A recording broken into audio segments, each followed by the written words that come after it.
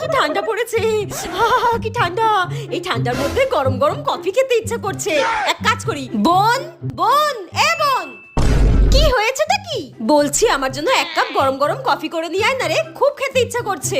আমি কোনো coffee toffee করতে পারবো না, জাগিয়ে নিজে করে নে। আরে জানা, এরকম করছিস কেন? আমি তো তোর দিদি নাকি?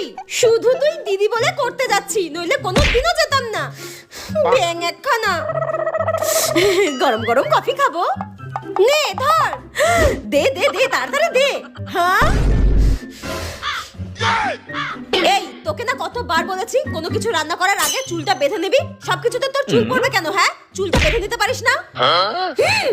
দাঁড়া দাঁড়া, আমার এই চুল নিয়ে তোর যত সমস্যা, তাই তো এক্ষুনি ব্যবস্থা করছি, দাঁড়া। ধুর গেল এখন ঢং করতে। যাকে এটা ফেলেই খাই, আর কি করব, কফিটা তো আর ছাড়লে হবে না।